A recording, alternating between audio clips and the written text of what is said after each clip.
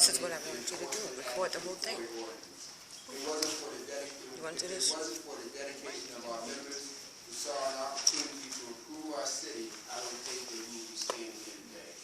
I thank you again for all our partners as the city and our allied organizations, and we look forward to sharing the news with the community. Thank you very much. Thank you. Next up, I'd like to introduce my cabinet chief, and I was very excited when the structure came out and I realized what cabinet I was in, because Chief Arroyo is someone who really cares about community and cares about people. So with no further ado, I'd like to introduce Chief Felix Arroyo, Chief of Health and Human Services.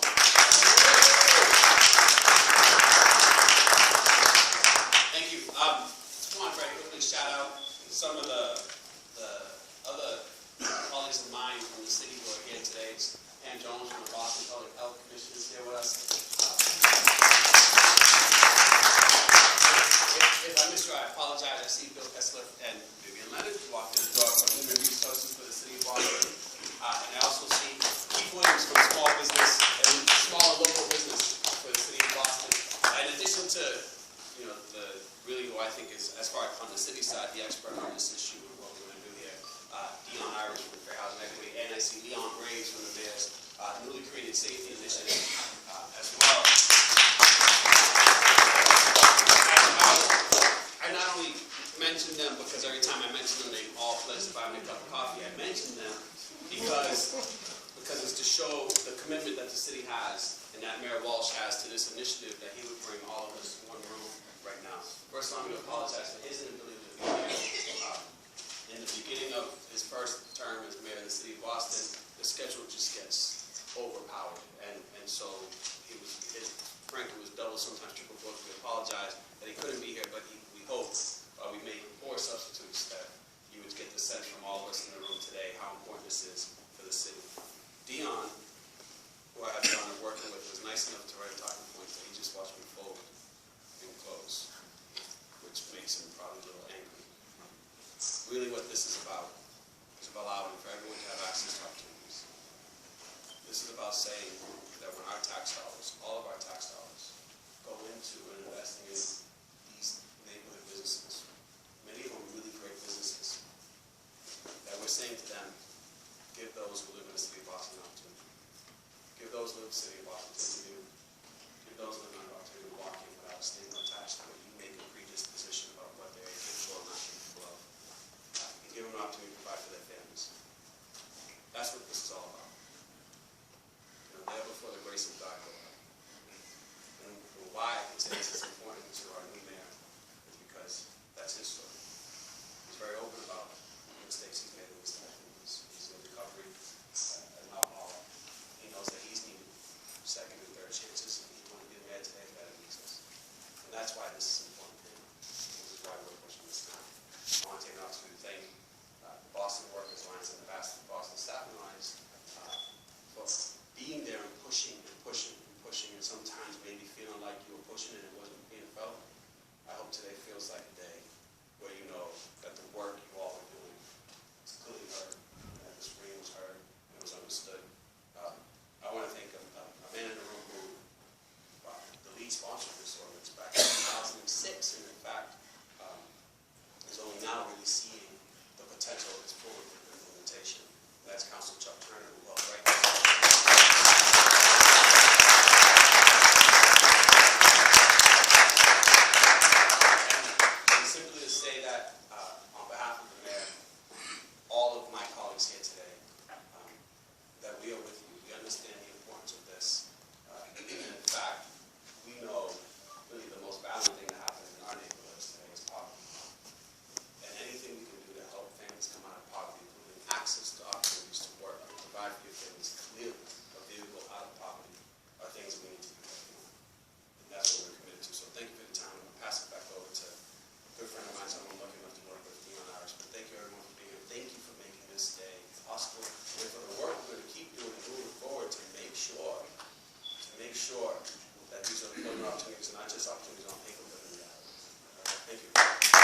Thank you. So the speaking program is over now. Any questions? $50. $50. Yeah.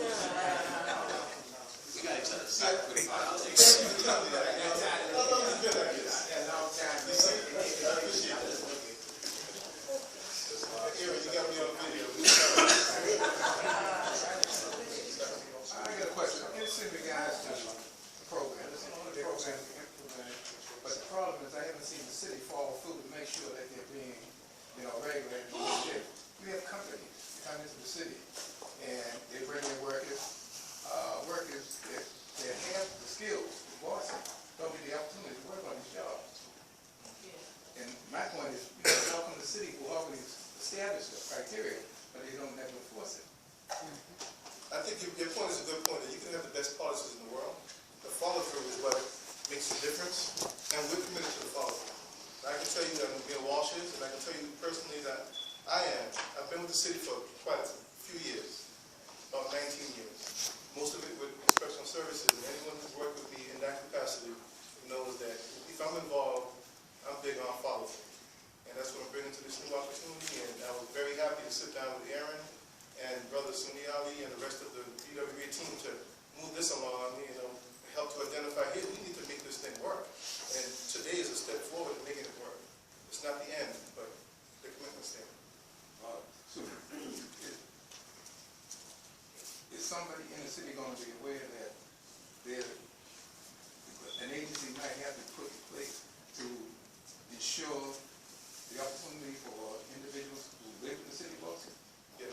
So as it relates to this particular ordinance and the regulations that are being put out actually tomorrow for public comment before they can become law, what it does, it creates a process of how you file a complaint if someone's non-compliant, what our investigatory process will be, and what the possible outcomes could be, what sanctions could be levied against organizations that are compliant with this ordinance and regulation. Now, it's going to take a multi-pronged strategy to really make this work, and part of it is going to be educating job seekers who are impacted by CORI, so they know that these organizations are certified to do this, and here's the process, here's who I let them know if this doesn't happen, right? And here's how it should work if they're following this policy. Today's workshop is the first of educating our workforce. It's not the last. We're going to be doing 12 workshops altogether, but that's still step one. So there'll be other things that we'll be working together on to make sure that the folks who are looking for jobs who are impacted know about the ordinance, know about their rights, know about the organizations who should be following this policy, and know who to call if they're not.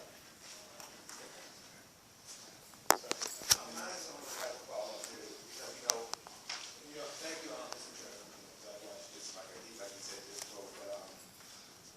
The thing about accountability, I guess Charles Yancey was saying that also when he was mentioning that's been made about how many people of color are on the workforce and what the departments in the city and all that. And Mayor Wall says that to give them time. My thing basically is the same thing with because Michael Curley really set the precedent. And people don't know, even though that's what this is almost in the same line. This money that's being awarded now is almost in the same line. Michael Curley set that precedent when he became mayor at the Congress. So he had already set this precedent as far as city employees and as far as how the city and people with records engage as far as employment. So I'm glad finally that stopped and catch up and they started to realize, as an effect to African American community, especially, men of color, with these jobs, that's been going on, this building that's been going on within this state, within this local area, we're talking about billions of dollars here, where there's no black contractors that's been getting money, jobs, like he's had said, been outsourced, so now, it is time for more accountability, that we need to see as a people, what type of economic base that we have as a collective. We don't have that anymore. My thing is that, I was hoping Mayor Walsh came here because I really wanted to question him because I realize he's been the one that's behind the building trade when we talk billions of dollars for years. What does he have in place to ensure, like that gentleman said over there, like this new Dudley building down here, and this new police station where you go and you look, you see most of the workers are not from the community. So you see most of the contractors who have this money is not from the community. So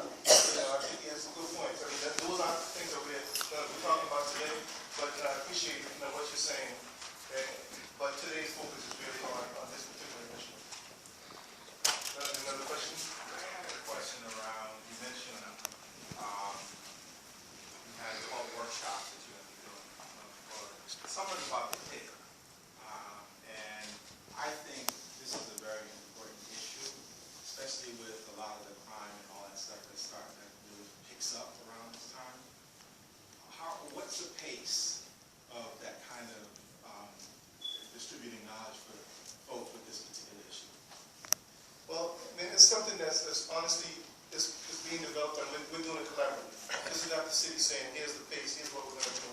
You know, we're having ongoing meetings with the PWA in determining, you know, how can we best get the word out and how quickly can we do that. So, yes, I'd like to say, what did you just ask? What he asked? If we get a workshop, we're going to show why this here contract with the city is the way it is. That's what this workshop is about. The questions that you're asking right now is what we can maybe explain to you as to why we need this law, why they're helping us develop it, and why we're in contact with us to help this here stop happening. The question you asked, and everybody asking, that's the purpose of this whole situation, to develop jobs for people that have backgrounds. But it doesn't necessarily mean just because you have a CORI, you can get a job. What it means is, depending on what kind of job it is, that's what I say, that's what our workshop is about. And that's what we're going to deal with after the city presents itself, and then we're going to present the workshop as to why it's like that. So, you know, all the questions that you have, believe me, we will answer them before this night is over. and I will stay here all night and answer all your questions. But we want to get to the workshop as well, right? So, I mean, I'll take one more if there's another question. The prosecution part of it, you're going to be prosecuting people actually That's another good question. We'll deal with that before it's over. Yes, ma'am.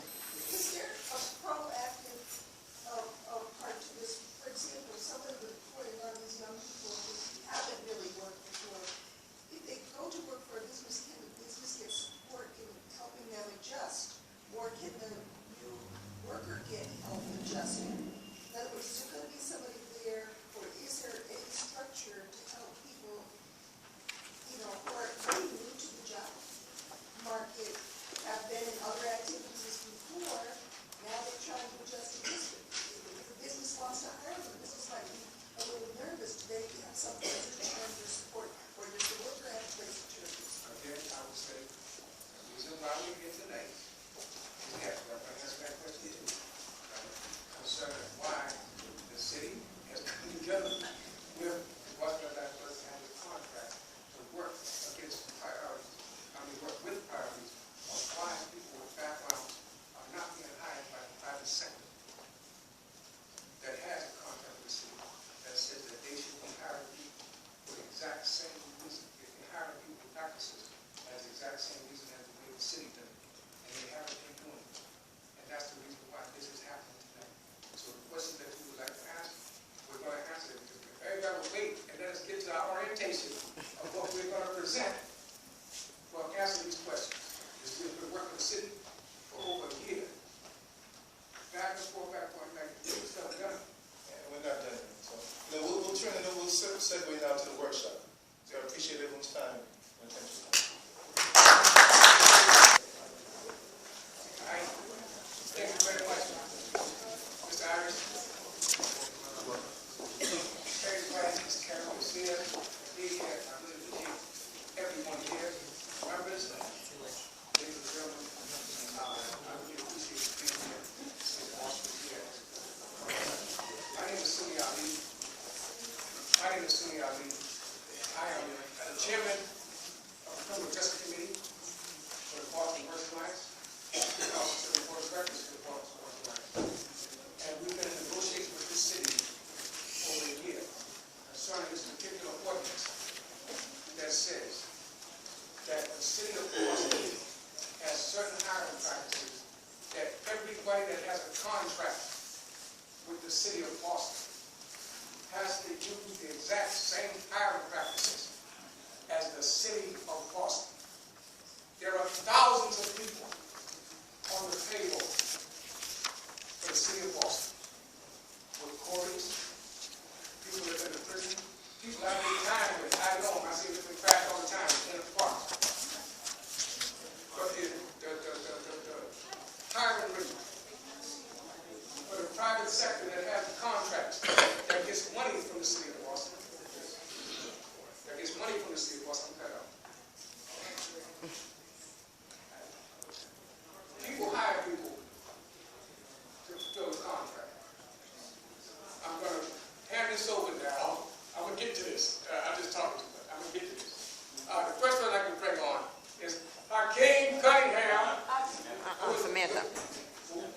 Samantha. Samantha, I'm sorry. Samantha, please, I'm not a good, I just like to my mouth. So thank you to everyone for coming today. Certainly this is an ongoing important issue, and I'm happy to say that I've been watching this and been at the table with Dion and everything, and so it's really transformative work. And I'm going to do a piece, it's entitled Broken Silence. When I think about this work, a lot of a phrase that came up, particularly in the organizing world, is adding teeth. You know, so when you think about just opening up our mouths and using our voices, this doesn't work if we don't step up and say something. Right. You know, if people don't go up and report if something's wrong, then we can't continue to put forth the right, appropriate measures in place. So, broken silence.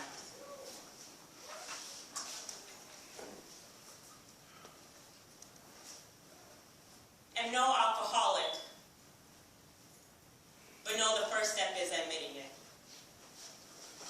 So yes, I am broken.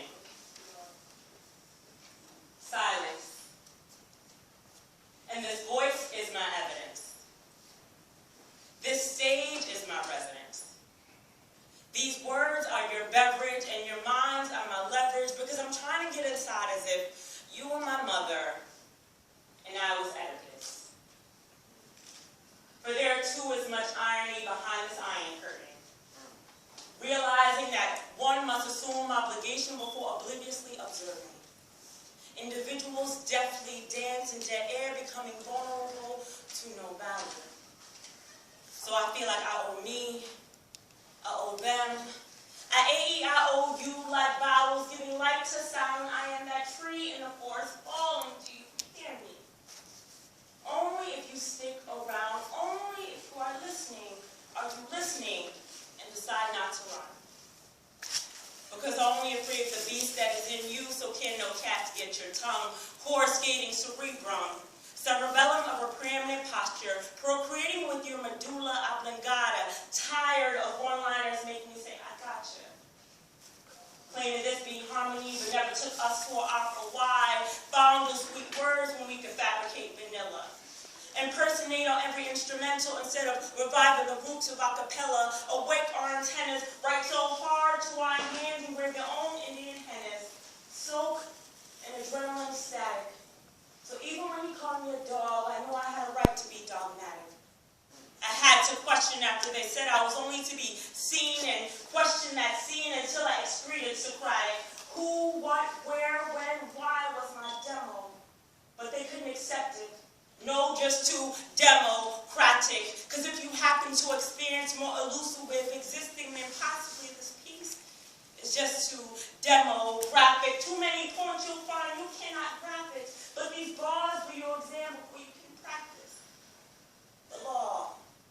That it is not okay to label amateurs lyricists just because they can dislocate their jaws, slap syllables into saliva for arrogant applause, because call this the criteria and alienate me an artist.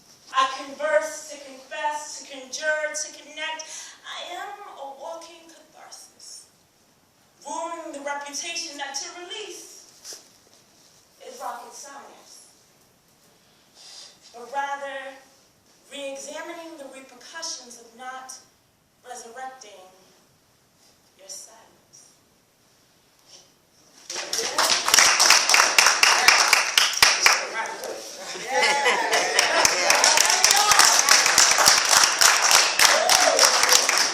That's why we're here tonight. That's why we're here. Came for us tonight. So, let me say this here. I will introduce myself. So we are happy to be able to share some important information with you about new opportunities for Boston residents with CORIs to find employment. The city has adopted new regulations related to the 2005 CORI Ordinance that will create new list of thousands of CORI-friendly jobs and businesses. We're proud to partner with Mayor Walsh, Chief Arroyo, and Mr. Dion Irish from the Civil Rights Department to create new CORI-friendly job opportunities for the city of Boston. Sam, call me again. She's going to talk to us about what is CORI and how does it affect you. and we're gonna do this. I'm gonna read it. Does everybody got a packet? Because there should be some stickies in that packet. Everybody got a folder? We got any more folders? The sticky. Get any more folders? Oh, we need, okay, whoever doesn't have a sticky, you need a sticky. Everybody need a sticky? Because we're gonna ask you a thing. What do you need a sticky for? You're gonna see. It's right on the. No, it's on your phone. In your phone. I want everybody here, Oh, I didn't think you saw it. I want everybody here to think about how this works. Hello, excuse me.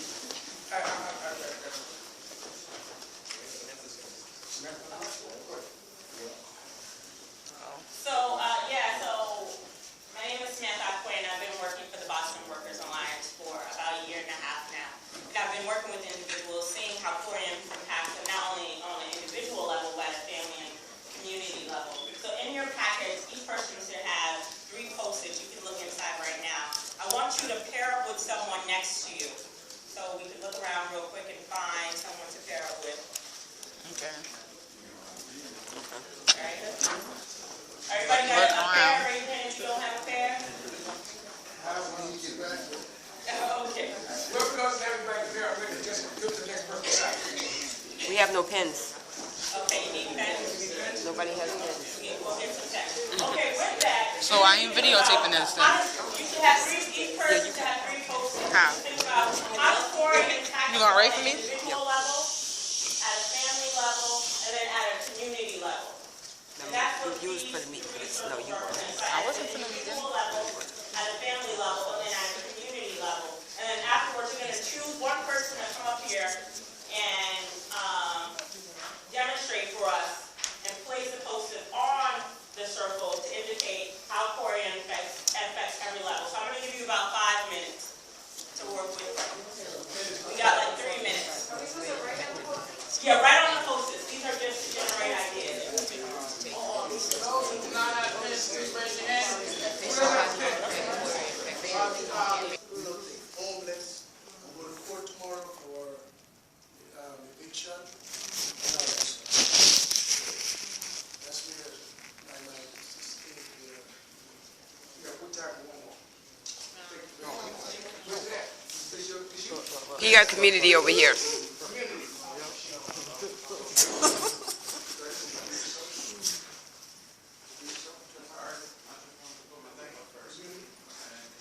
and I'm Curtis Rollins, and as a people that have mentioned that have CORIs, or as a family, as a community, we're all family. And because of that, when the people in the community feel depressed, downtrodden, burdened, the number of people that it starts to accumulate, it affects the community. And you can see it by the depressed state that the community starts to look like. Buildings aren't as upkept as they are, as they should be. It goes to schools, it goes to facilities that the community needs, it goes to other people being able to come in the community, take what they want from the community, and then leave and bring it to their own. And our community is stuck just with Kanye's structure. Wow. Yes, yes. Thank you.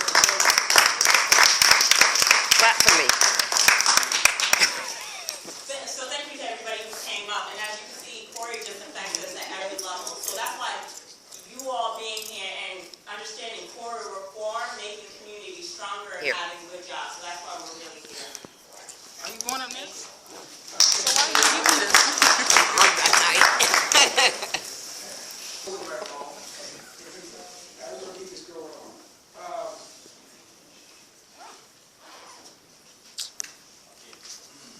Brother Hakeem, about the history of the CORI ordinance, about why this all came about in the first place. Right. And the timeline. So, for everybody who doesn't know me, I'm the newly appointed deputy director of Boston Workers Alliance. I'm a organization for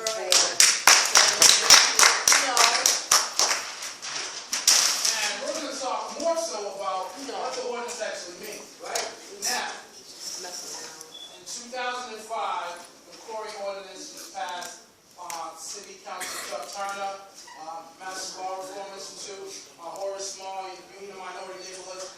were individuals who got out in the streets and actually put themselves at risk to make sure that this passed. In 2005, in 2008, organization Boston Workers Alliance actually did 125 vendor survey, and I myself went around and spoke with 6 vendors. Some of them knew about what the CORI ordinance was, and some of them had no clue. And one of the main things that we figured out was that there is a need for individuals to be educated. There's a very important piece that needs to be talked about, right?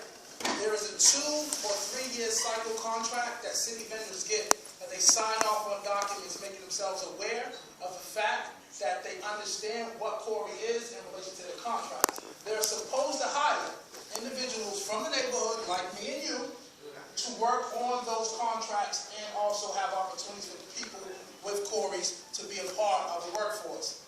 This is where the breakdown happens.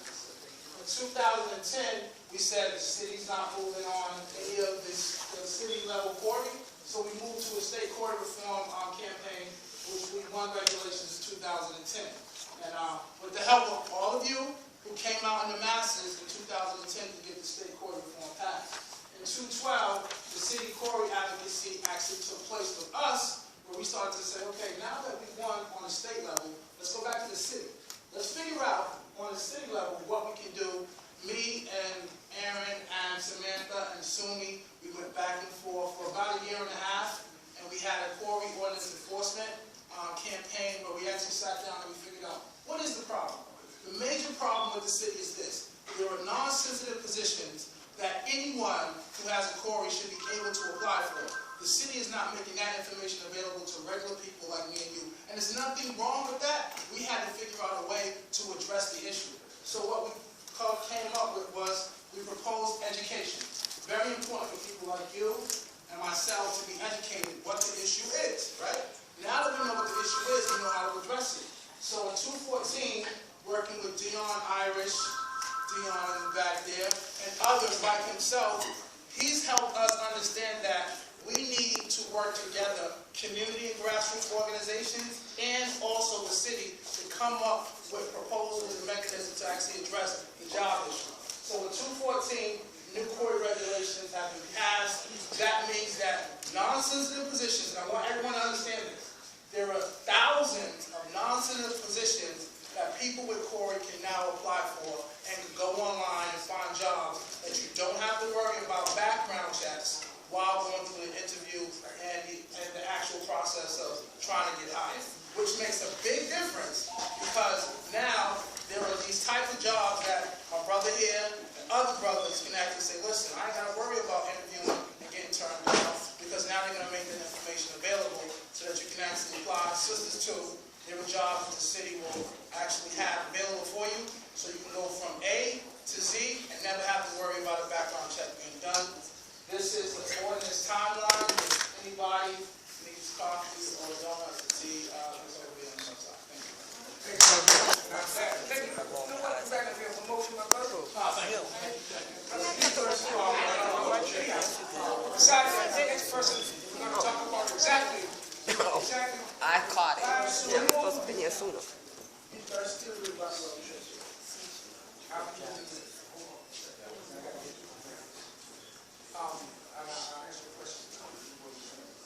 Mr. Francis Moore, you're going to come up. All right, We're going to Francis. talk about, provide a general overview of what the CORI ordinance is. I'm glad y'all come. I'm Francis. I'm a member of the PWA and a member of the Criminal Justice Committee. And now that we have some understanding of what the CORI ordinance is, I'm here to give you further reading. The CORI ordinance applies to all city vendors. A city vendor is anybody that does $5,000 or more in business with the city of Boston. An example of a city's vendor is W.B. Mason's City Fresh Food. All vendors have to sign a contract, and then they have to sign another contract. This contract is known as CM-15A, City of Folders. I advise you to look at it because it explains sensitive and non-sensitive positions. It's important to know. When a company, by signing C-15A,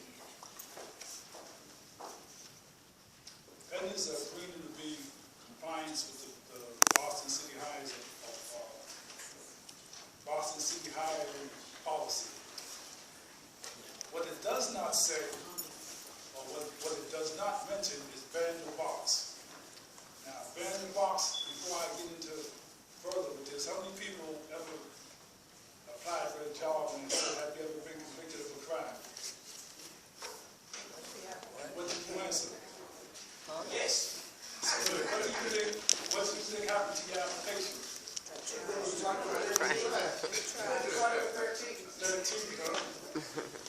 Well, in 2005, an archive said Boston was one of the first cities in the country to ban the box. In 2010, Massachusetts was the second state in the country to ban the box. Ban the box is illegal in Massachusetts. If you see it on an application, you should notify us or take a picture of it. There's a, in the folder, Example. there's an example. It's in the folder. Here's an example here. I got an example here. This is a TJ Knight application for that one box on it. If you see this, and it doesn't have a disclaimer on it, saying that you're not from Massachusetts, if you're from Massachusetts or Hawaii, no sign, we need to know about it. Because I believe there's a few companies still doing it. Just ban the box in applications. None of these boxes are illegal. In conclusion, I want to say that I'm going to hand it back over to Susie Alvin, and once again, thank you for coming. Now, we're just going to talk and say, the next meeting part on this is what we call CORI.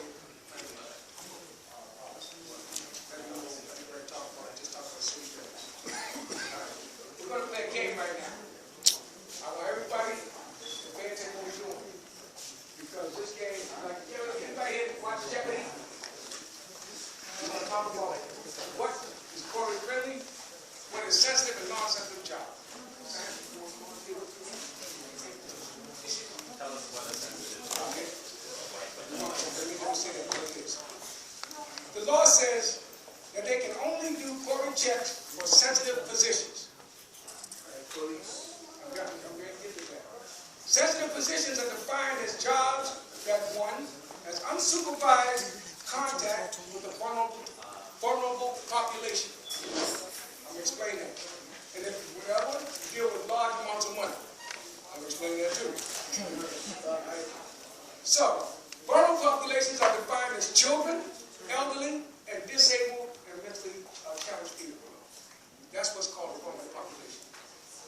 Okay? For positions that are not sensitive, the city says, and I want you to really hear this, for non-sensitive positions, the city of Boston says there will be no, N-O, not K-N-O-W, no CORI check for a non-sensitive position.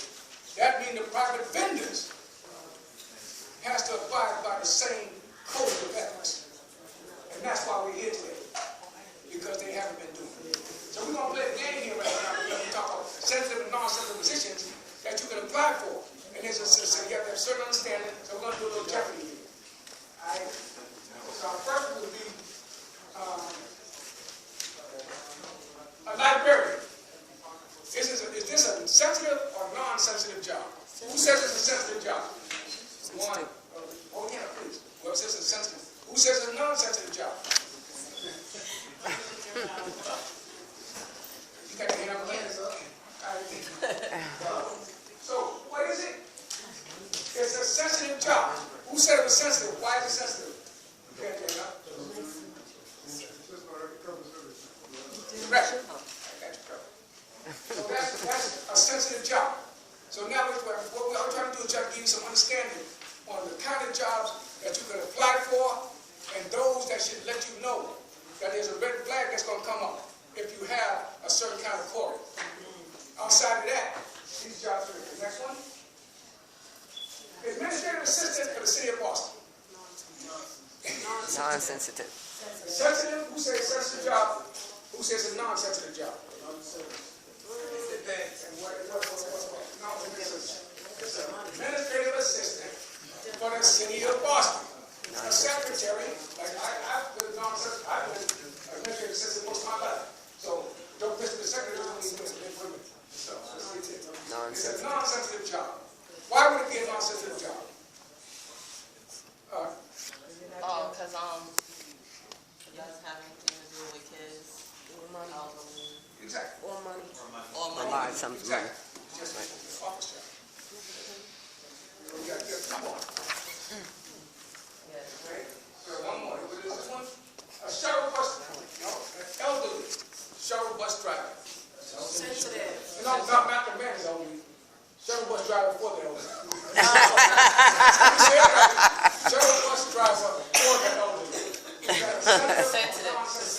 Sensitive.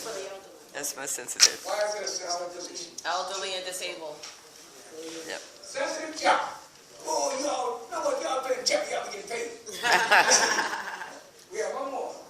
An equipment operator. Non-sensitive. That work in the community. Now, is that a sensitive or non-sensitive job? Non-sensitive. Who says it's a non-sensitive job? Right.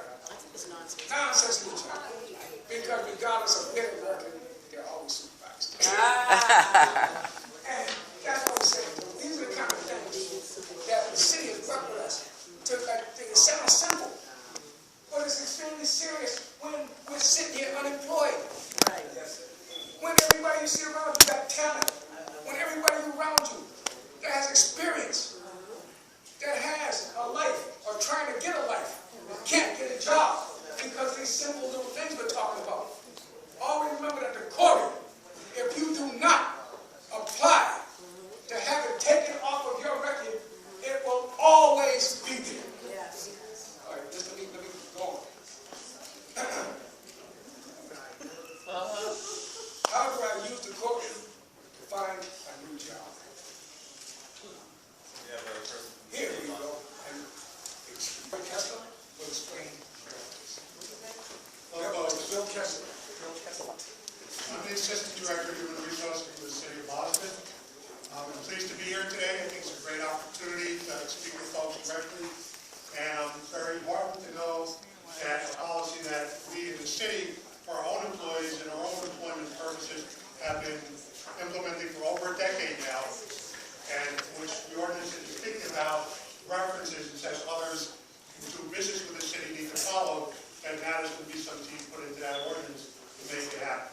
I'm glad that this is happening, that this event is happening, that this ordinance is that teeth are being put into the ordinance, so it has an impact in people's lives. I just wanted to go over kind of briefly what the city's policy is so people understand.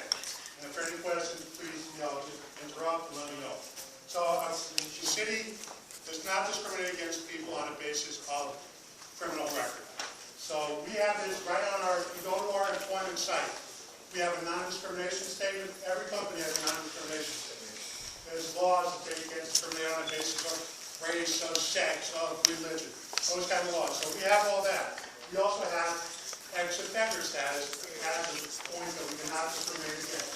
So we acknowledge, and we know that people historically have been denied opportunities, employment opportunities, because they have a criminal record. And we know the impact of that on the individual and on the community, and if we all have Boston, we know what that leads to. If people can't get work, it's not conducive to a healthy community. So we do not discriminate on the basis of criminal record. We do not, you heard something about ban the box, and that was in our law in Massachusetts. We banned the box on the city employment application well before. I was getting calls actually about ban the box before there was a movement called ban the box movement. I didn't know what that meant. We took that question off our employment application in about 2005, 2006, because we had a policy that said we're not going to check people's CORI unless it's relevant to the job. And we've heard some about that on talk. So why are we going to ask on the application? And we heard people telling us, once I see that box on an application, I don't bother applying. Because I know if I check yes, I'm not going to get that job. So we took it off. We said if there's a criminal check that's needed, we're going to do that down the line at the appropriate time. If somebody has a criminal record. So first of all, when you look at our job posting for the city of Boston, you're going to know right up front, does that job require a criminal record check or does it not? Because we're going to say right on that posting, if it's a sensitive job, it's a CORI check required. If you don't see that phrase on the posting, there's not going to be a CORI check at any point in the process.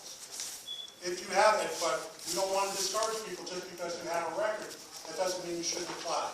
So we don't disqualify people just because you have a record. And I'm going to talk more about that. You've heard some about that CORI is only run on sensitive jobs.